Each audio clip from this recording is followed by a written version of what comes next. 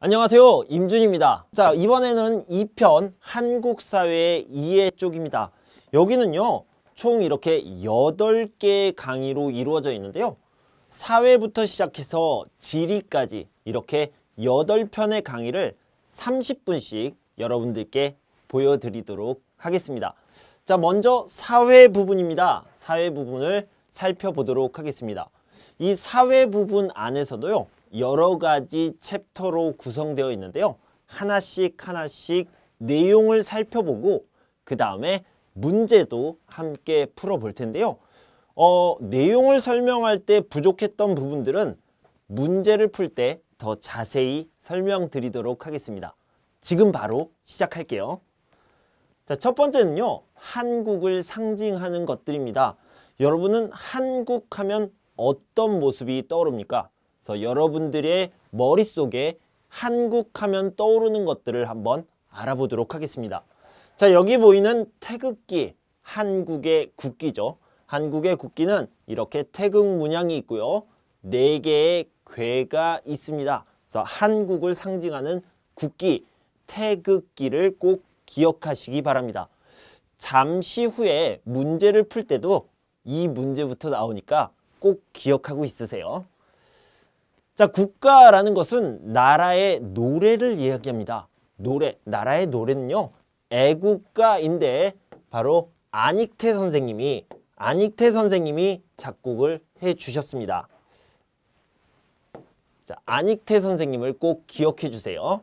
자, 그 다음에 국화와 문자가 있는데 이 화라는 말은요 바로 꽃이라는 뜻입니다. 한국의 꽃은요 무궁화인데요, 이 무궁이라는 것은 끝이 없다, 영원하다, 이런 의미가 되겠습니다. 그래서 끝이 없는 꽃이라는 뜻인데요. 자, 다음은 여러분들이 많이 공부했던 거죠. 한국어 중에서 글자를 이야기합니다. 이것은요 여러분도 잘 알고 계시지만 세종대왕께서 1443년에 만드셨습니다. 창제하셨습니다. 그래서요 세종대왕께서 만드신 한국의 글자를 여러분들이 기억해 주셨으면 좋겠습니다. 자, 그리고요 조금 어렵지만 훈민정음이라고 부르기도 하는데요, 이 훈민정음이라는 것은요 뜻이 있습니다. 무슨 뜻이냐면 민이라는 것은 국민, 즉 백성을 이야기하는데요, 이 백성들을, 훈이라는 것은 교육한다라는 뜻입니다. 가르친다라는 뜻이죠. 백성들을, 국민들을 가르치는 바른 소리라는 뜻으로 한글을 만드셨습니다. 자, 그러면 이제 문제를 살펴보도록 하겠습니다. 다음 중 한국의 국기, 이거는 플래그를 얘기하는 거죠. 한국의 국기는 무엇입니까? 자, 한국기라고 생각할 수도 있지만 아니에요. 한국기가 아니라 태극기입니다. 태극기고요. 자, 성조기는 어디서 들어보신 적 있나요? 성조기는 미국의 국기를 얘기합니다. 미국 국기를 성조기라고 얘기하니까 이것도 그냥 참고로 알아두시면 좋겠습니다. 자, 애국가를 작곡한 사람, 애국가는 뭐라고 그랬죠? 바로 한국의 국가, 나라의 노래라고 얘기했습니다. 그런데 이 애국가를 작곡한 사람은 바로 안익태 선생님이 되겠습니다. 3번이 답이 되겠네요. 자, 훈민정음의 뜻으로 옳은 것은, 제가 좀 자세히 설명했는데요, 특히 이 훈민이라는 것에 대해서 자세히 설명했습니다. 이 민이라는 것은 국민할 때 민이고요, 이 민을 백성이라고 생각하면 되겠습니다. 그런데 이 백성을 훈한다, 뭐예요? 교육한다, 가르친다 라고 얘기했죠. 백성을 교육하는, 백성을 가르치는 바른 소리다 라고 얘기해서 2번이 답이 되겠습니다. 자, 다음은 가족에 대해서 알아보도록 하겠습니다. 자, 한국 사회의 가장 작은 단위가 되겠죠. 바로 가족, 가정입니다. 한국에는 어떤 가족의 특징이 있는지 함께 살펴보도록 할 텐데요. 과거, 그러니까 옛날이죠. 그리고 현대, 지금입니다. 과거와 현대를 비교해서 알아보도록 하겠습니다. 먼저 과거, 옛날에는 어땠습니까? 옛날엔요, 한 집에 많은 사람들이 살았는데요. 할아버지, 할머니, 아버지, 어머니, 나, 그리고 고모, 이모, 삼촌, 큰아버지, 작은아버지 이렇게 다 모여서 살았습니다. 아주 큰 단위의 가정이었죠. 그것을요, 바로 대가족이라고 얘기합니다. 자, 우리 책에서는요, 조부모와 부모라고 얘기했는데 뭐예요? 조부모는 할아버지, 할머니를 이야기하는 거고요. 부모는 아버지, 어머니 이렇게 여러 세대, 제너레이션이 여러 개가 있어요. 이럴 때 대가족이라고 이야기하고요. 이때는 이 할아버지가 모든 일을 결정합니다. 회의를 통해서가 아니라 이 할아버지가 결정하고 아주 큰 힘을 가지고 있었을 때였죠. 자, 그러면 현대는 어떻습니까? 지금은 어떻습니까? 자, 가족 형태가요, 아주 작은 단위로 바뀌었습니다. 자, 여기를 보면요, 이렇게 부부가 살고 있어요. 그리고 자녀가 살고 있죠. 자녀가 1명 또는 2명이고요. 아직 결혼을 안 했습니다. 미혼, 결혼을 안 했다라는 뜻이고요. 미혼 자녀가 이렇게 함께 사는 가정, 이것을요, 바로 핵가족이라고 얘기합니다. 자, 옛날에는 대가족, 지금은 핵가족, 이렇게 기억하시면 되겠습니다. 자, 여기 보면요, 함께 의논하여 가족의 일을 결정한다고 그랬죠. 단위가 작아지다 보니까 부부가 의논하고 자녀들과 함께 이야기해서 결정하는 경우가 많아졌습니다. 자, 문제를 풀어봅시다. 한국 가족의 특징으로 옳은 것, 맞는 것을 찾아보도록 하겠습니다. 자, 요즘은요, 결혼을 하는 사람들이 많아졌습니까? 아니요. 결혼하는 사람들이 점점 적어지고 있습니다. 그래서 1인 가족, 혼자 사는 가족들이 많아지고 있다고 합니다. 결혼을 하는 사람들이 늘고 있다? 아니죠. 가족의 일은 집안의 성인 남성이 주도하여 결정한다. 할아버지나 아버지가 결정한다. 뭐예요? 옛날 얘기죠. 현대 가족이 아닙니다. 과거의 모습을 이야기하고 있습니다. 최근 들어 결혼 연령대가, 그러니까 결혼하는 나이가 급속히 빠르게 낮아졌다. 무슨 뜻이에요? 어렸을 때, 젊었을 때 결혼을 합니다. 이것도요, 옛날 이야기입니다. 옛날에는 일찍 결혼했죠. 어렸을 때, 젊었을 때 결혼합니다. 요즘은 아니에요. 현대에서는 결혼을 늦게 하거나 안 하는 경우도 많아졌죠. 자, 다문화 가족, 한부모 가족, 입양 가족, 1인 가구 등 다양한 형태, 여러 가지 형태의 가족이 있다. 네, 이게 바로 한국의 현대 가정의 모습입니다. 현대 가족의 형태는 다양하다, 여러 가지다, 이렇게 알아두시면 되겠습니다. 현대 한국 사회에서 자주 볼 수 있는 가족 형태인 핵가족이라는 게 무엇입니까? 제가 아까 말씀드렸죠. 엄마, 아빠가 있고요. 아들, 딸이 있고 이렇게 가족을 이루는 겁니다. 다른 말로 하면 엄마, 아빠, 부모 또는 남편과 아내, 부부라고 이야기할 수 있겠죠.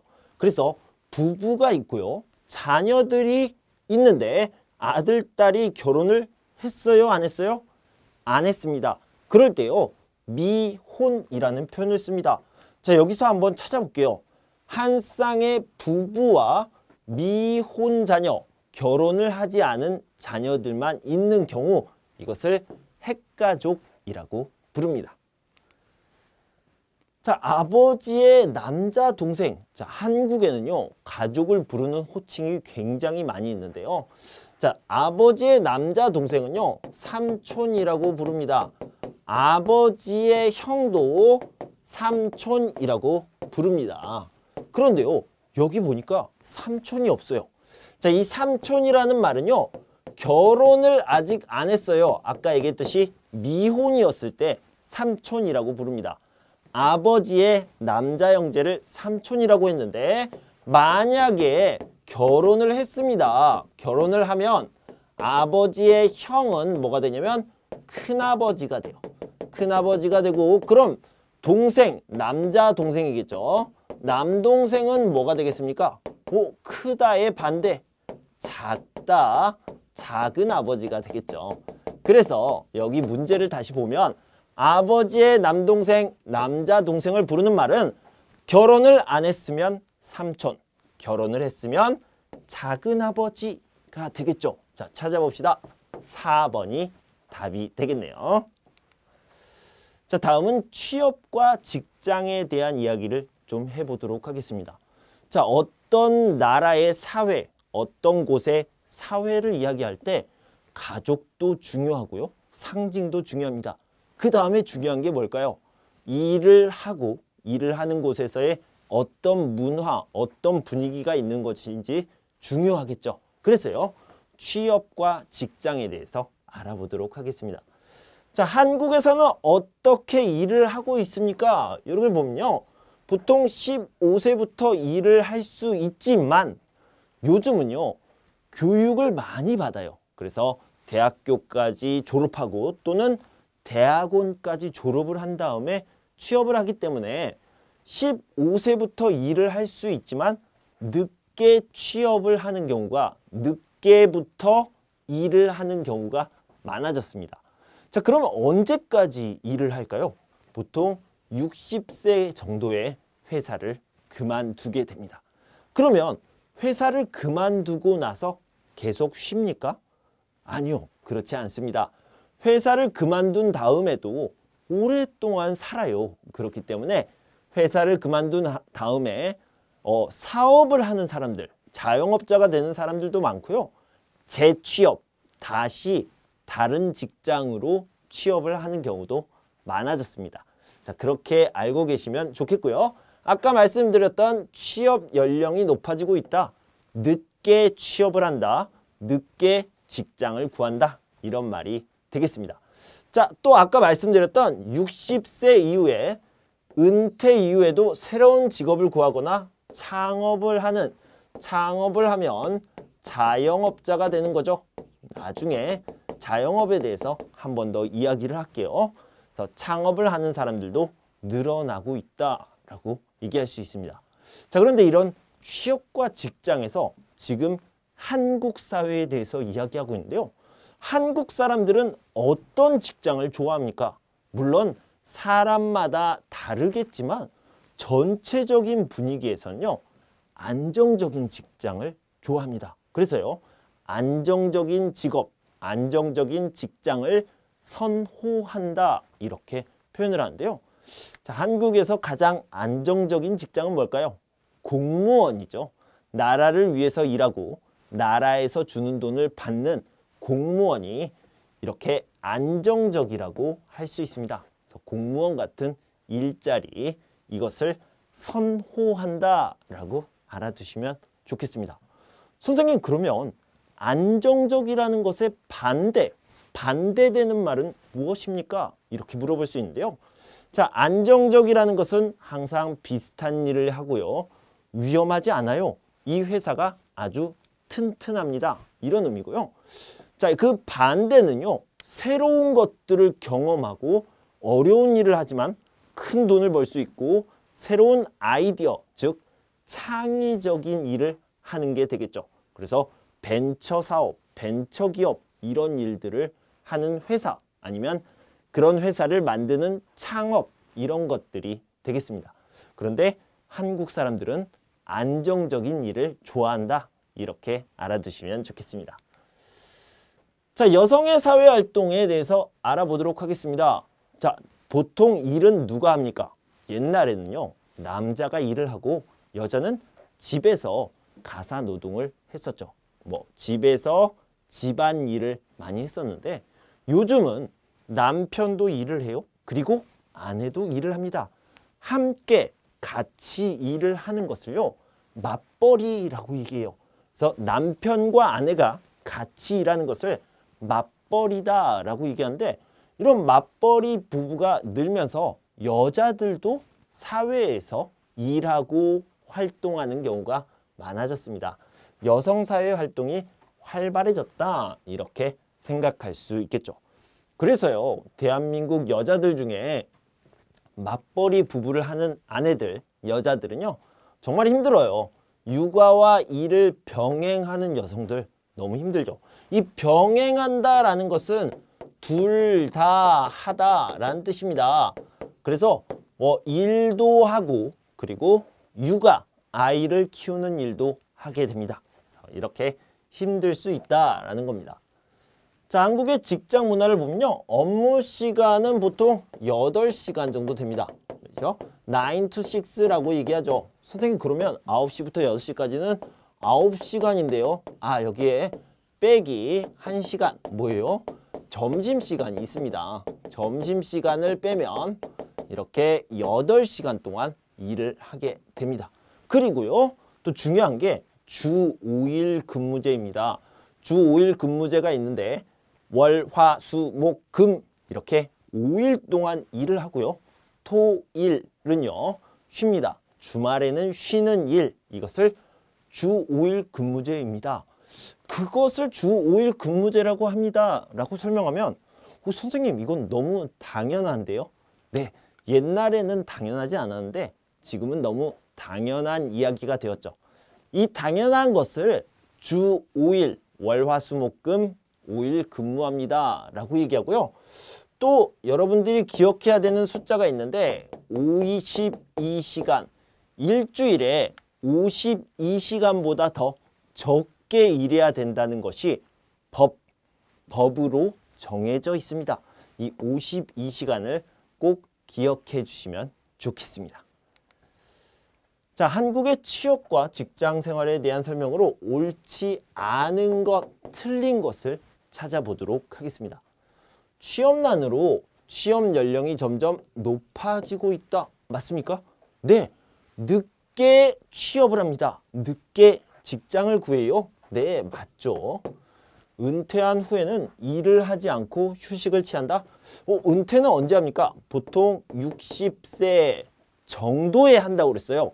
쯤에 한다고 그랬습니다. 이것을 전후라고 얘기합니다. 앞이나 뒤라는 뜻인데요. 60세 은퇴 이렇게 하는 게 아니라요. 60세 앞이나 60세 뒤에 이 정도에서 한다라는 것을 전후라고 얘기하거든요. 그래서 60세쯤에 은퇴를 하는데 그 다음에 뭐예요? 쉬어요? 아니요. 다시 재취업을 하거나 아니면 창업, 자영업자가 될 수 있다라고 얘기했죠. 그래서 틀렸다. 고등학교나 대학교를 졸업하고 취업하는 것이 일반적이고요. 안정적인 일자리를 선호한다. 그래서 공무원을 아주 좋아한다. 맞습니다. 그래서 틀린 거는 2번이 되겠죠. 주 5일제에 대한 설명으로 옳은 것은 주 5일제는 뭐라고 그랬어요? 주 5일제는 월, 화, 수, 목, 금 이렇게 5일 동안 일하고 토요일, 일요일 쉬는 것을 얘기합니다. 물론 주말에 일하면 평일, 월, 화, 수, 목, 금 중에서 이틀을 쉬는 경우가 있겠죠. 자, 그래서 일주일에 5일 동안 일을 한다. 이것이 바로 답이 되겠습니다. 자, 정해진 근무 시간 이후에 바로 퇴근하지 않고 직장에 남아서 늦게까지 일을 하는 것. 자, 늦게까지 일을 하는데 이것을 밤에 일을 한다라고 얘기하죠. 밤을요, 야라고 이렇게 표현할 수 있습니다. 그래서 밤에 근무를 한다. 근무, 일을 한다라는 뜻이에요. 그래서 밤에 일한다. 야근이 되겠습니다. 야근이라고 표현해요. 자, 한국의 업무 시간에 대한 설명으로 옳은 것은 점심시간은 보통 1시간이 되겠고요. 주말에도 쉬지 않고 출근하는 것이 일반적이다? 아니요. 주말에는 쉽니다. 주 5일제라고 얘기했죠. 일주일 동안 근무 시간은 뭐라고 그랬어요? 52시간을 넘으면 안 돼요. 법으로 금지가 되어 있습니다. 그래서 너무 많이 일하면 안 된다. 이렇게 생각하시면 되는데요. 52시간을 꼭 기억해 주시기 바랍니다. 자, 출근은 근로자가 원하는 시간에 자유롭게 해도 된다? 아니요. 출근 시간은 정해져 있습니다. 보통은 다 정해져 있고요. 보통은 아침 9시에 시작을 하죠. 그래서 3번이 답이 되겠습니다. 자, 취업에 대한 설명으로 옳은 것은 취업 연령이 점점 높아지고 있다. 맞다고 그랬고요. 법적으로 성인이 되어야 취직할 수 있다라고 했는데 이 성인이 되다라는 것은 20살 이상이 된다라는 의미거든요. 그런데 취직을 할 수 있는 나이는 언제입니까? 15세 이상이면 취직을 할 수 있습니다. 그러면 한국의 15세 아이들은 모두 회사에 다닙니까? 아니요. 보통은 대학교, 대학원을 졸업하고 난 다음에 취직을 하게 됩니다. 그런데 법적으로는 15세 이상이면 취직을 할 수 있다. 이렇게 알아두시면 되겠습니다. 자, 일자리를 구해야 고등학교를 졸업할 수 있다? 아니, 이건 말도 안 되고요. 대부분 도전할 기회가 많고 창의성을 발휘할 수 있는 직업을 원한다. 자, 이거의 반대는 뭡니까? 안, 정, 적, 인, 직업이죠. 안정적인 직업, 공무원을 많이 선호한다고 그랬습니다. 그래서 대부분은 안정적인 직업, 공무원을 선호한다고 그랬죠. 그래서 1번이 답이 되겠습니다. 자, 다음은 교통과 통신입니다. 자, 여기서는요, 통신도 중요하지만 뭐 전화, 인터넷, 우편, 택배 이런 것도 중요하지만 교통에 대한 이야기를 주로 해보도록 하겠습니다. 자, 대한민국의 교통하면 기차, 고속버스, 비행기, 배도 있겠지만 가장 먼저 떠오르는 것은 뭡니까? 여러분들이 직장에 가고 친구를 만나고 놀러 갈 때 무엇을 가장 많이 타요? 바로 버스, 지하철을 가장 많이 타죠. 자, 그래서요. 버스와 지하철을 먼저 보도록 하겠습니다. 자, 시내버스와 시외버스가 있고요. 고속버스도 있습니다. 자, 여기는 가까운 곳, 조금 먼 곳, 아주 먼 곳을 가는 버스다. 이렇게 기억하시면 되겠고요. 자, 지하철은 수도권에 있거나 몇 개의 광역시에 들어가 있는 거죠. 그래서 이 지하철은 굉장히 중요한 특징이 있는데요. 지하철은 약속을 지켜준다라는 말이 있어요. 그게 무슨 뜻일까요? 내가 2시에 친구를 만나기로 했어요. 2시까지 갈 수 있을까요? 네, 지하철을 타면 2시까지 가는 것이 확실합니다. 분명합니다. 왜요? 지하철은 시간이 정해져 있어요. 정해진 시간에 도착할 수 있어요. 확실히. 그런데 버스는 차가 막힐 수가 있잖아요. 그래서 지하철은 정해진 시간에 확실하게 도착할 수 있다라는 특징을 가지고 있습니다. 자, 봅시다. 한국의 교통수단에 대한 설명으로 옳은 것, 맞는 것을 찾아보도록 하겠습니다. 지하철은 전국에서 운행되고 있다? 아니요. 방금 말씀드렸듯이 수도권과 몇 개의 광역시에서만 운행이 되고 있습니다. 그래서 아니죠. 자, 한국에서 외국으로 나가려면 기차를 타야 한다. 자, 한국을 보면요. 이렇게 나눠져 있죠. 여기 이 부분이 한국인데요. 외국으로 나가기 위해서는 비행기나 배를 타야 됩니다. 기차를 타고 갈 수 없죠. 택시는 속도가 아주 빨라 먼 거리도 빠르게 갈 수 있다. 택시가 아주 빠릅니까? 택시는 아주 빠르면 시속 120km 정도 이렇게 나오는데요. 시속 120km보다 훨씬 더 빠른 게 있어요. 시속 350km 이렇게 시속이라고 하거든요. 이 시속 350km 여러분도 많이 들어봤던 K, T, X 고속철도가 있죠. 코리아 트레인 익스프레스인데요. 그래서 이런 고속철도를 이용하면 아주 빠르게 갈 수 있습니다. 아니죠. 버스는 도로 상황에 따라 목적지에 도착하려면 시간이 오래 걸리기도 한다. 뭐예요? 차가 막히다. 차가 막히면 시간이 아주 오래 걸릴 수 있습니다. 그런 것들은 맞는 표현이죠. 4번이 답이 되겠습니다. 자, 보기에서 설명하는 것이 무엇입니까? 속도가 아주 빨라요. 시속 350km/h. 이것을 시속이라고 얘기했습니다. 아주 빠른 거 뭐라고 그랬어요? KTX 고속철도가 되겠습니다. 3번이 답이 되겠네요. 저스틴 씨가 이용할 교통수단으로 옳은 것은 뭡니까? 자, 여기 보면 도착 시간이 일정하다라고 얘기했죠. 그래서 내가 언제 도착하는지가 항상 똑같습니다. 확실합니다. 이걸 뭐라고 그랬어요? 지하철의 특징이라고 그랬죠. 자, 보면 지수 씨, 토요일에 종합평가 시험을 보러 가는데 어떻게 가면 좋을까요? 시험은 서울에서 보지요. 토요일이라서 차가 막힐 수도 있으니까 차가 막히면 버스는 언제 도착하는지 몰라요. 도착 시간이 일정한 지하철을 타고 가는 게 좋을 것 같아요. 이렇게 얘기하고 있습니다. 자, 다음은 주거 문화입니다. 이 주거라는 것은요, 살다라는 뜻이에요. 살다. 이런 뜻이죠. 자, 한국의 집에 대해서 먼저 얘기를 해볼 텐데요.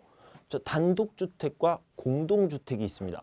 자, 여기서부터는 여러분들이 집중해서 잘 들어주셨으면 좋겠습니다. 이 단독주택이라는 것은요, 집이 이렇게 하나만 있습니다. 그래서 여기에 이렇게 한 가구가 살고 있는 거죠. 한 가구, 한 가정, 한 가족이라는 의미입니다. 자, 그런데 이 공동주택이라는 것은 이렇게 나눠져 있습니다. 여기에는 몇 집이 살고 있어요? 9개. 9개 집이 살고 있습니다. 여기는 하나, 여기는 9개. 자, 여기를 단독주택이라고 하고요. 여기는 공동주택 이렇게 얘기를 합니다. 공동주택이라고 얘기하는데 이 단독주택 중에서도요, 이렇게 생긴 집이 있어요. 여기에 한 집 살고요. 여기에도 한 집 살고요. 여기에도 한 집이 삽니다. 그래서 세 가구가 이렇게 살고 있는데 이거는 또 단독주택이라고 불러요. 선생님, 그러면 어떻게 구별하나요? 어떻게 구별하냐면요. 자, 이 아파트나 빌라 같은 경우는요, 주인이 몇 명이에요? 1, 2, 3, 4, 5, 6, 7, 8, 9. 주인이 9명이죠. 주인이 9명일 때는 공동주택이라고 얘기해요. 자, 이 집은 주인이 몇 명입니까? 주인이 1명이에요. 단독주택입니다. 그런데 이런 다가구 주택도요, 주인이 몇 명이에요? 이 집도 다 주인이 1명입니다. 주인이 1명이면 단독주택이라고 하고요. 주인이 여러 명이면 공동주택 이렇게 얘기할 수 있습니다. 자, 이 공동주택 중에서도 가장 대표적인 게 바로 아파트예요. 또는 뭐 빌라라고 부르는 연립주택이 있는데 한국 사람들은 아파트를 선호합니다. 자, 아파트에는 장점이 많이 있고요. 또 단점도 있습니다. 어떤 것들이 있을까요? 자, 아파트는 일단 시설이 편리하고요. 사람들이 많이 모여서 살기 때문에 살기가 편한 부분이 많이 있습니다.